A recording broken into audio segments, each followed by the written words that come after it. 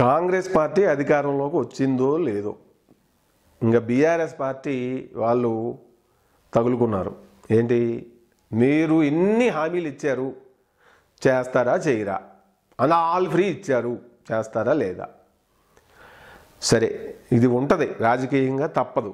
అయితే ఇటువంటి తరుణంలో సీఎం రేవంత్ రెడ్డి గారు ఒక హ్యాపీ న్యూస్ అనేది చెప్పాల్సి వస్తే కాంగ్రెస్ పార్టీకి తెలంగాణలో వాళ్ళు అధికారంలోకి వస్తే ఏం చేస్తారనే దాంట్లో 6 గ్యారంటీ స్కీములు ఇచ్చారు. అందులో 2 ఇంప్లిమెంట్ చేస్తూ ఉన్నారు. ఏది, ఒకటి ఉచిత ఫ్రీ బస్సు మహిళలకి మహాలక్ష్మి కాన్సెప్ట్తో పెట్టారు. రెండోది ఆరోగ్యశ్రీ కార్డు 10 లక్షల వరకు ఏ జబ్బునైనా దానికి వర్తు ఉండేలాగా పెట్టడం జరిగింది.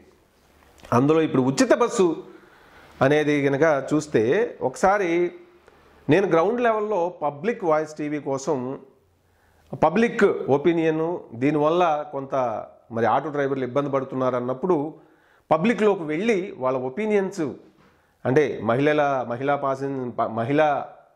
యొక్క ఒపీనియన్స్, ఆటో డ్రైవర్ల ఒపీనియన్స్, కామన్ పబ్లిక్ ఒపీనియన్స్ కూడా తీసుకోవడం జరిగింది. వాళ్ళు ఏమంటున్నారు ఈ స్కీమ్ గురించి అనేది ఒకసారి మీరు ఇవి చూస్తే మీకు ఒక క్లారిటీ వస్తుంది. చూడండి. మహిళలకు ఫ్రీ బస్ స్కీమ్ పెట్టడంతో ఆటో డ్రైవర్ల యొక్క గిరాకీ సిటీలో పూర్తిగా పడిపోయిన పరిస్థితి కనబడుతూ ఉంది. దీంతో ఆ స్కీమ్లో కొన్ని మార్పులు చేయాలని చెప్పి వాళ్ళు ప్రభుత్వానికి రిక్వెస్ట్ చేస్తున్న పరిస్థితి మనం చూస్తూ ఉన్నాం.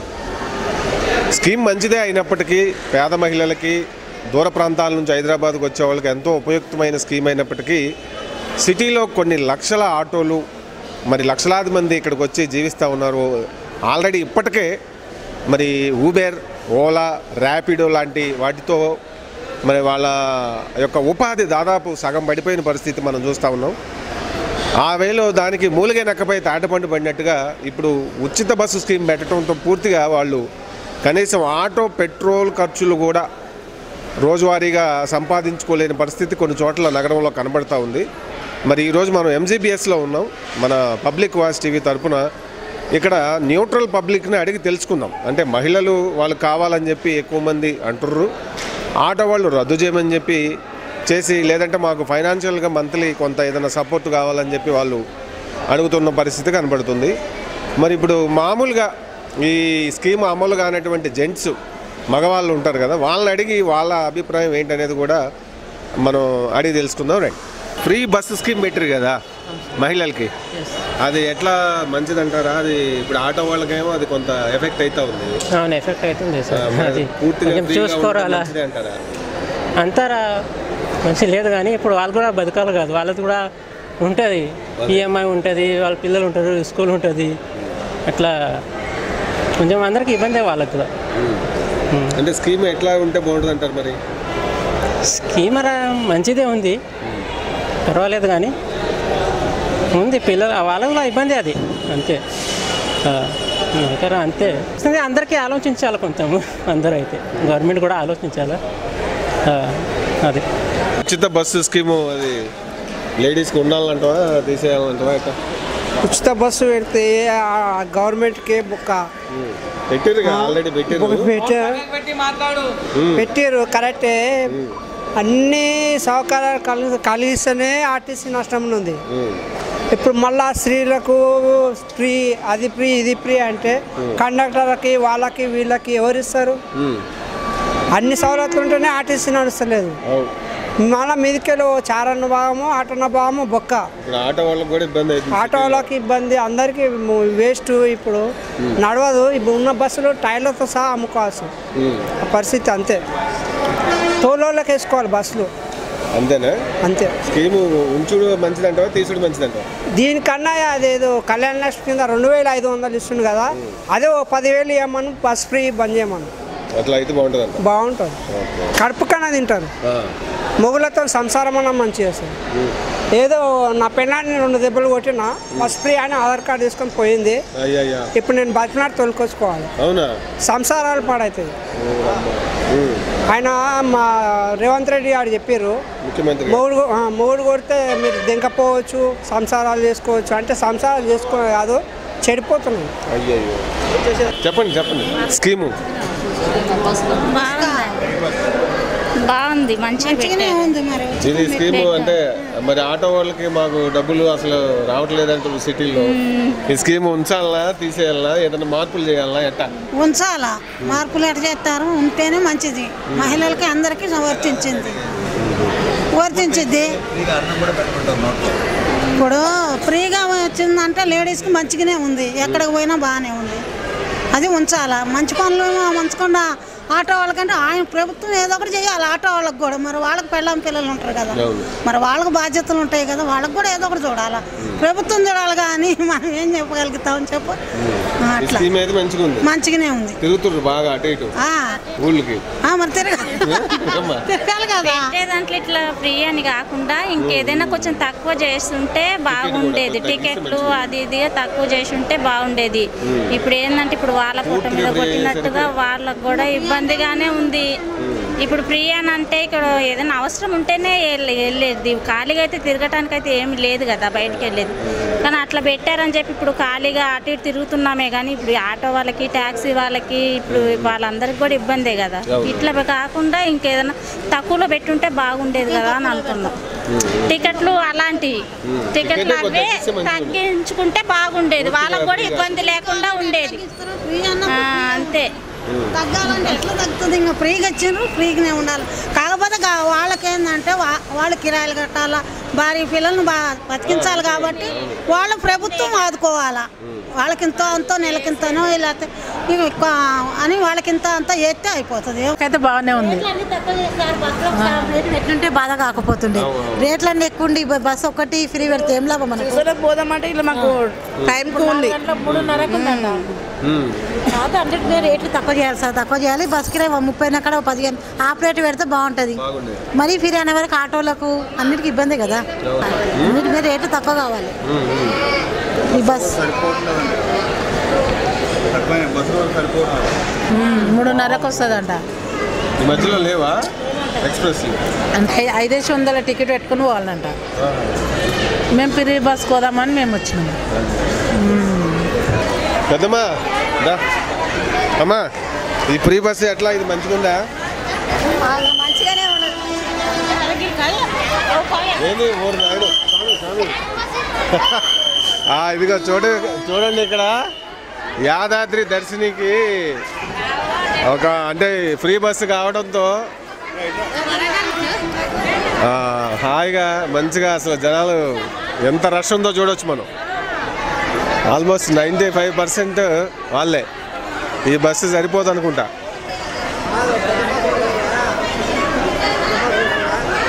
పెద్ద బస్సు వస్తుంది.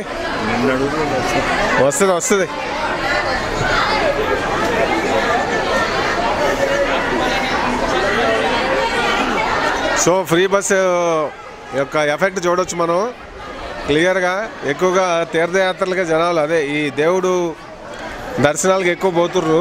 అందులో మనకు హైదరాబాద్ నుంచి యాదాద్రి లక్ష్మీ నరసింహస్వామి టెంపుల్ దర్శనం అనేది కొంచెం దగ్గర కాబట్టి రష్ అయితే చూడండి.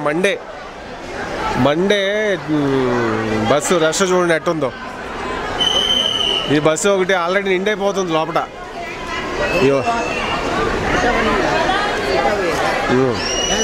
అవు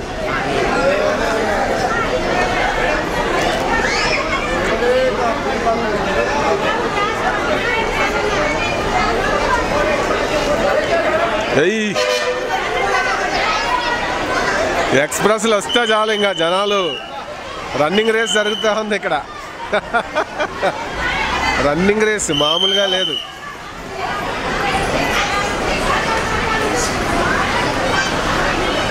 అదిగో చూడండి యాదగిరిగుట్టకి ఒక బస్సు నిండిపోయింది, ఇంకా రెండో బస్సుకి ఇదే. అందులో వాళ్ళు కూడా ఇందులోకి వస్తున్నారు, ఎందుకంటే ఇది కొద్దిగా ఫ్రీగా ఉంటుంది కదా మంచిగా. బస్సు పెద్దదిగా సైజ్ వైజు. అది యాదగిరిగుట్టకి రెగ్యులర్గా తిరిగే బస్సులు, ప్రత్యేకంగా గవర్నమెంట్ అప్పుడు వేసిన బస్సులు, బీఆర్ఎస్ గవర్నమెంటు. సో ఇప్పుడు రేవంత్ రెడ్డిగా కాంగ్రెస్ గవర్నమెంట్ వచ్చిన తర్వాత పల్లె వెలుగులు ఎక్స్ప్రెస్లు ఫ్రీ మహిళలకు అనడంతో చూడండి ఎట్లా ఉందో. అసలు ఒకరికొకరు నెట్టుకుంటూ గుంజుకుంటూ వెళ్తుర్రు. అక్కలు చెల్లెమ్మలు పెద్దమ్మలు అవలో కొంచెం పెద్దమ్మలు అవలు ఎక్కువ కష్టమే బస్సు పాపం. చెల్లెమ్మలు వాళ్ళు అయితే మంచిగా దూసిపోతున్నారు, కొద్దిగా ఎంగుగా ఉంటారు కదా.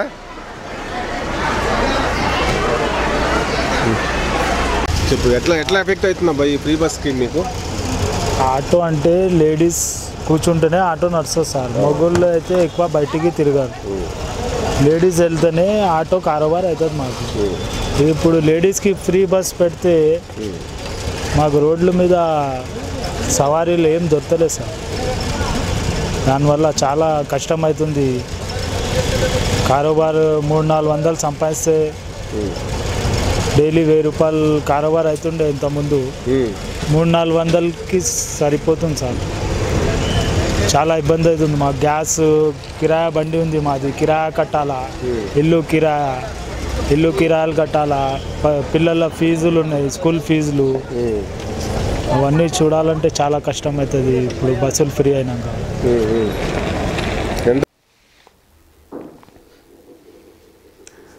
చూశారు కదా, కొంతమంది మహిళలే ఏమన్నారు, కొంత ఛార్జీ తగ్గిస్తే బాగుండేది అన్నారు. ఆటో డ్రైవర్లు వాళ్ళ ఆవేదన ఏంటంటే, సిటీలో ఆల్రెడీ ఈ ఊబర్ అలాగే ఓలా ర్యాపిడో లాంటివి వచ్చాక అవి ఉన్నాయి. జస్ట్ మొబైల్లో ఎక్కడ కావాలంటే అక్కడ వాళ్ళు బుక్ చేసుకుంటూ ఉన్నారు. ఆటోలు కూడా కొంత కనెక్ట్ అయినప్పటికీ అంతకు ముందుతో పోల్చినప్పుడు వ్యాపారం 50% గిరాకీ వాళ్ళకి తగ్గిపోయింది రెవెన్యూ పరంగా. ఎందుకంటే ఆటోల మీద ఆధారపడి హైదరాబాద్ నగరంలో జీవించే వాళ్ళు లక్షల్లో ఉన్నారు. ఇంకా స్టేట్ వైడ్ చూసినప్పుడు దాదాపు ఆ లక్షలో ఒక 30-40 లక్షలు ఉంటారనడంలో డౌట్ లేదు. సో ఆటో డ్రైవర్లకి ఇక్కడ ఈ ఉచిత ఫ్రీ బస్ పెట్టిన తర్వాత సిటీలో ఎవరో ప్రయాణం చేయట్లేదు అనేది వాళ్ళ వెర్షను. అయితే జేబీఎస్లో మేము కొంతమంది మహిళల్ని వాళ్ళ ఒపీనియన్ తీసుకున్నప్పుడు కొంతమంది పెద్దమ్మలు నాకు ఒక కొత్త ఇన్పుట్ దొరికింది. అదేంటంటే, నిజంగా ఈ స్కీమ్ వల్ల బెనిఫిట్ అవుతున్న వాళ్ళు ఎక్కువ మంది ఉన్నారు. అవుట్ ఆఫ్ హైదరాబాద్ నుంచి సిటీలకు వచ్చే గరీబు అంటే పేద వర్గాలకు చెందిన మహిళలకి ఎంతగానో ఉపయోగపడుతుంది. ముఖ్యంగా ఈ ఆసుపత్రులకు వస్తారు కదా, దవాఖానాలకు వస్తారు కదా, వాళ్ళకి జనరల్గా ఎంతో ఖర్చు ఉంటుంది. ప్రభుత్వం ఎన్ని కల్పించినా కొన్ని అప్లై అవుతాయి, కొన్ని అవ్వవు. ఈ ఖర్చుల రూపంలోనే వాళ్ళ సంపాదన అంతా ఆవిరైపోతుంటుంది. ఎందుకంటే మరి మన తెలంగాణ రాష్ట్రంలో కానీ తెలుగు రాష్ట్రాల్లో కిడ్నీ సమస్య చాలా ఎక్కువగా ఉంది. దాని నిమిత్తం వచ్చేవాళ్ళు ఏం తక్కువ కాదు ఇక్కడ. అలాగనే మరి ఇంకా అనేక రకాల దీర్ఘకాలిక స్వల్పకాలిక ఆరోగ్య సమస్యల రీత్యా నగరంలో ఉన్న గాంధీ ఆసుపత్రి కావచ్చు, ఉస్మానియా కావచ్చు, కొన్ని ప్రైవేట్ ఆసుపత్రులు కావచ్చు, ఇట్లా వచ్చేటోళ్ళకి ఈ కొంతలో కొంత వాళ్ళకి ఎంతగానో ఈ ఛార్జీలు మనం సేవ్ అవుతూ ఉన్నాయి. అది చూసినప్పుడు దీని యొక్క పర్పస్ నిజం అంటే ఇదైంది, చాలా మంచి జరిగిందని అనిపించింది నాకు. చాలామంది అంటే మధ్యతరగతి, దిగువ మధ్యతరగతి వాళ్ళకి, విద్యార్థినులకు, అందరికీ ఎక్కువ మందికి ఉపయోగపడే స్కీమే ఖచ్చితంగా. అంటే వాళ్ళు ఫ్రీగా ఎన్ని రోజులు తిరుగుతారు, ఏదో పనుల మీద వెళ్తారు. ఆ పనులకు వెళ్ళినప్పుడు కొంత షాపింగ్ అయితే జరుగుతుంటుంది కదా, ఆదాయము ఖర్చు పెట్టడం, మనీ సర్క్యులేషన్ అనేది ఇంకా ఎక్కువయ్యే పరిస్థితి ఉంటుంది. అట్లా చూసినప్పుడు రేవంత్ రెడ్డి గారు, కాంగ్రెస్ పార్టీ ఇంప్లిమెంట్ చేసిన ఈ స్కీముల్లో ఇదొక ఘన విజయమే అని అనిపించింది నాకు. అయితే ఆటో సోదరులకు కూడా ఖచ్చితంగా సిటీలో వాళ్ళకి కొంత మరి ఈ సిటీలో వరకు ఇది కొత్త ఏదేంటంటే బస్సులు ఆక్యుపెన్సీ పెరిగింది, మహిళలు అంతకుముందు మాదిరి ఆటోలు ఎక్కట్లేదు. సో దీంతో వాళ్ళ రెవెన్యూ ఇంకా ఇదైపోయింది. వాళ్ళకి నెలవారీ మంత్ ఎండింగ్ వచ్చేసరికి ఆటో సోదరులకి భయం పుడతా ఉంది. కాబట్టి వాళ్ళకి కొంత గిరాకీ పెరిగే లెక్క మరి ఇక్కడ సిటీలో ఒక రిస్ట్రిక్షన్ ఏదైనా పెడితే, ఒక టికెట్ ప్రైస్ కొంత పెట్టడం కానీ, ఒక 20 రూపాయలని కానీ, లేదంటే ఓన్లీ సిటీలో వరకు అయితే 45 సంవత్సరాలు స్టూడెంట్లు విద్యార్థినులకు మాత్రమే అని ఏదన్నా చేస్తే చాలా మేలు జరిగే అవకాశం, వాళ్ళు కూడా నిలదొక్కే అవకాశం ఉంది. ఎందుకంటే ఒక స్కీమ్ పెట్టినప్పుడు దాని మూలంగా ప్యారలల్గా అదే రేంజ్లో వేరే ఇంకొక గ్రూపు ఫైనాన్షియల్గా ఎఫెక్ట్ కాకూడదు కదా. ఎందుకంటే కుటుంబాన్ని పోషించాల్సిన వాళ్ళు వట్టి చేతులతో ప్రతిరోజు ఇంటికి వెళ్తుంటే అది ఎంత తీవ్రమైన ఆందోళన, మానసిక ఆందోళన ఉంటుందో, వాళ్ళు ఎంత డిప్రెషన్కి వెళ్ళిపోతారు అనేది చెప్పనవసరం లేదు, అవునా కదా. సో కాబట్టి ఈ స్కీమ్ విజయవంతమే అయింది అనేది డౌటే లేదు. అట్లనే దీన్ని కొంత బ్యాలెన్స్ చేయాల్సినటువంటి పరిస్థితి కూడా ఉంది. ఇంకా ఈ ప్రతిపక్ష పార్టీలు డే 1 నుంచి అసెంబ్లీ సమావేశాల్లో మనం చూస్తూ ఉన్నాం, మొదటి నుంచే ఏకారో పెడతా ఉన్నారు, అదన్నారు ఇదన్నారు అని చెప్పి. మరి వాళ్ళు ఇచ్చిన వాగ్దానాలు, మరి బీఆర్ఎస్ పార్టీ ఏమన్నా తక్కువ వాగ్దానాలు ఇచ్చిందా? మరి దళితుడిని ముఖ్యమంత్రి చేస్తూ ఉన్నారు. మరి కేసీఆర్ గారు నేను కాపలా కుక్క లెక్క ఉంటా అన్నారు.